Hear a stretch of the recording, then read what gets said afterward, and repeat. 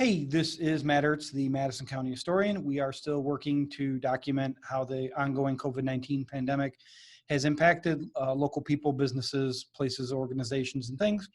And we are talking today to Monica Costa, who is the owner of Hamilton Whole Foods. Monica, thanks for being here. Thank you. So for those that aren't familiar, what is Hamilton Whole Foods? Well, we're a natural food store at heart, natural grocery food store, and we have a vegetarian deli, which is a good portion of our business.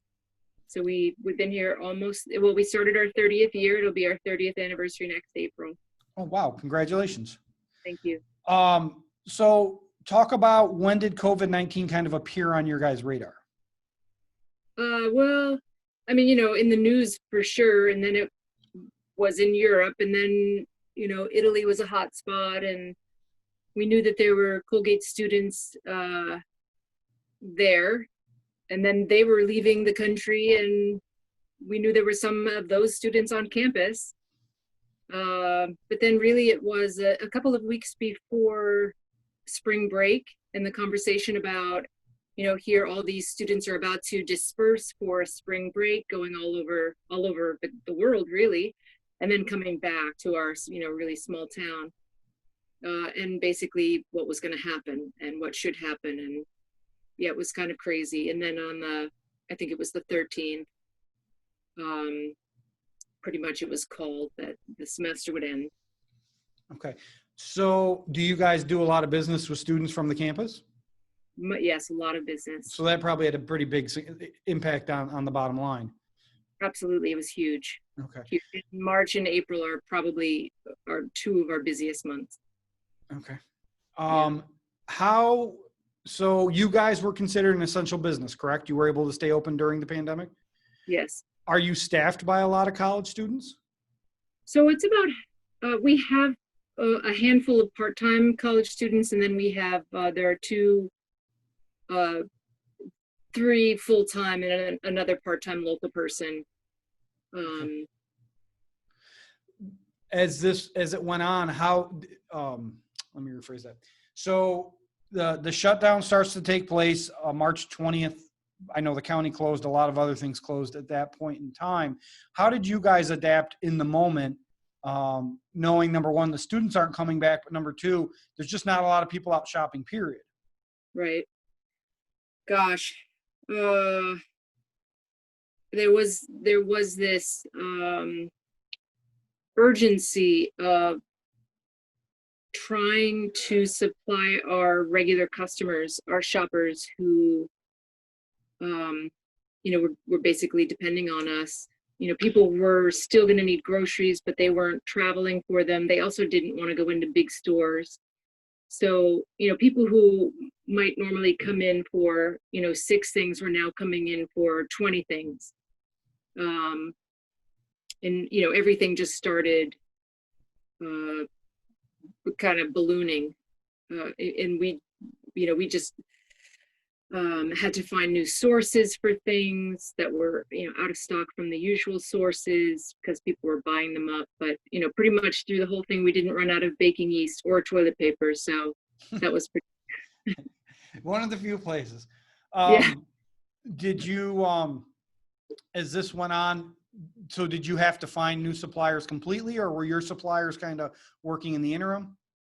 We used our regular suppliers in different ways, kind of like people were using us, right? They didn't normally get, all their things here, but then they wanted them. So regular, Sorbello's produce, Wayne top quality meats, we had them searching for, Kleenex and baking yeast and even toilet paper and, more things that we couldn't find or didn't want to travel to get, or our big suppliers were out of. Lots more produce from wholesalers that are just local restaurant suppliers, right? The restaurants were closed, especially those first few weeks, but we were able to get still some produce from them because they weren't supplying restaurants. Do you guys do a lot with local farmers? We do some. Okay. There are a lot of CSAs in the area, so people buy directly from the farms. We are a pickup place for CSAs, so people can get their delivery share, from the store. We buy from some local farms that have excess from CSAs. Were you guys already doing like a curbside pickup or a, So that started right away. okay, So immediately we, people could call in, they could email their orders in.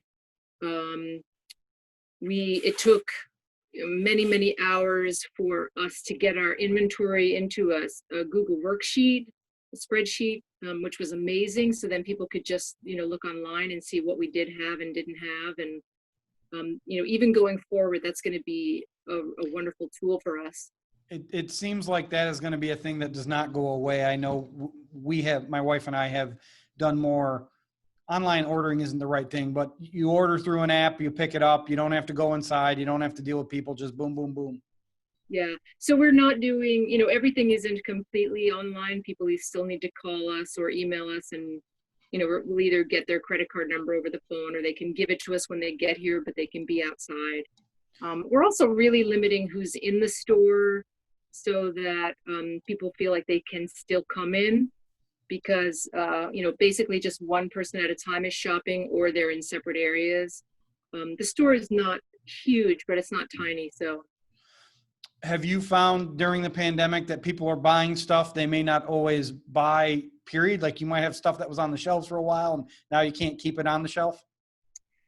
right away there were things right away, of course, flour and yeast and tomatoes, we had trouble getting them for a while, canned tomatoes. But now it's leveled off. Okay. You don't find yourself having people wanting stuff they might not have wanted before, because I know we were forced a little bit to experiment. And when you do, you go, hey, this isn't the worst thing ever. I can't think of anything now that you say that. I'll probably think of something later, but yeah. How do you feel like this has impacted your business overall? Goodness, our numbers are way down, and skewed, because we do a lot of deli food, prepared food, so that's down, and we're doing more groceries and bulk foods. I do love that we're becoming we're a main supplier to a lot of people. I love that we're kind of the store people come to. We have a handful of customers, and this is the only place they're getting any of their food, which is amazing to us. Have you found that a lot of people who might not have been aware you existed before are now coming in regularly? We may have a few new customers, but we've been here for 30 years. Okay. It's a small town. Are you excited to have the students back? That's a really mixed, difficult question to answer. We're very nervous. It's been that way with everyone from Hamilton we've talked to. It's like, yes, but no, yeah. but. Yeah, it's difficult. I'm not sure people can really understand that we're of course worried about our safety and being able to keep the store open, because we feel like that there's an urgency to that, right? That we want to be here for people, and if we get sick, that makes it difficult.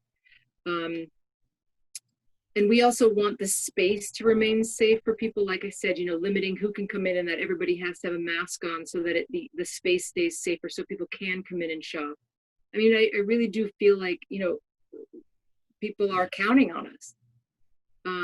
So it's hard to manage the flow of a lot of people. I mean, even, we want to give really good service. It's really hard not to be fast and super efficient, right? But it's very difficult because we're trying to do it just as safely as possible. So, we're hoping to be able to get students to be able to pre-order, and then just pick up at the front, paying, over the phone or setting up. We do a store account, which is really wonderful, where people can just put money on a credit card and then we just deduct it from that. But of course, the other side of it is we miss the students terribly, and the interaction between them. I mean, we have many customers, many students who would come in every day. So, that part of it, it's really a loss, but we're also just still trying to manage. And I don't think it's hard to, I mean, I don't want to make this a bigger thing, but it's really stressful. Like, it's hard being here. It's hard making sure everybody is safe and feels safe. And, but also to be able to provide the services that we provide. So it's challenging.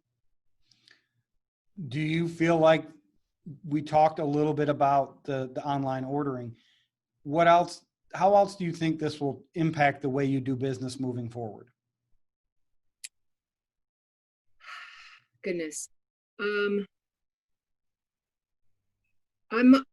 really do hope that this is going to be short term. You know, I hope moving forward that this isn't the way things stay, because this isn't how we want to do business. You know, it really isn't about transactions. And that's partially our hesitation of becoming, you know, just this online entity. That's not why we do this. You know, we do this for our relationships we develop.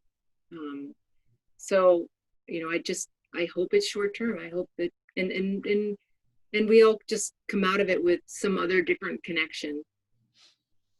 Me too. I do hope it's short term. And I hope we take from this remembering stuff that's important, like having a conversation with a stranger, and, Yeah. you know, which is very hard to do right now when you have a mask on. Oh, absolutely. Although I've joked a couple of times, we do now, with the mask on, we did an interview with a mask on, and I said to the person, this might be the easiest thing I'll ever have to edit. Like, you can't see what I'm saying when my mask is on. But, you know, is there anything else you'd like to say to folks at Hamilton and your customers? Oh, goodness.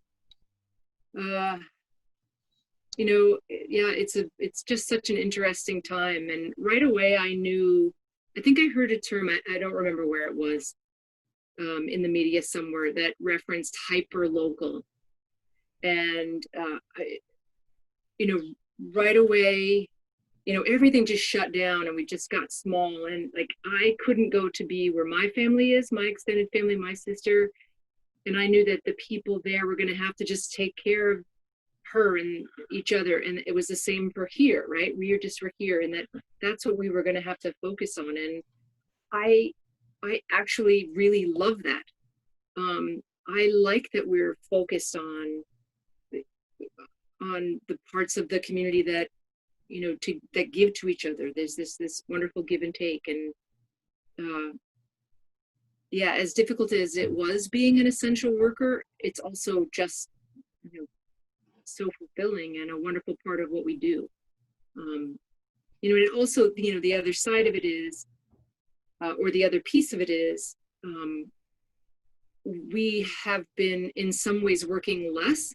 You know, we've reduced our hours a little, just to keep it, to make it more manageable. And I'm not sure moving forward how that will change, if we'll expand them again, especially with the students coming back.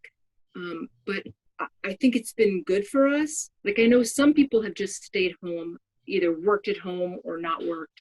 You know, our situation is really different because we've come into the store every day, but our days were shorter. But even just having a shorter day and then being able to go home and then focus on dinner or walking or something else, it really does remind me that I need to do some things other than just work all the time. So moving forward, that actually could be a good goal, to, you know, as a small business owner, it can be really challenging to keep a balance. And I think that I really need to examine that. I appreciate your honesty throughout this interview.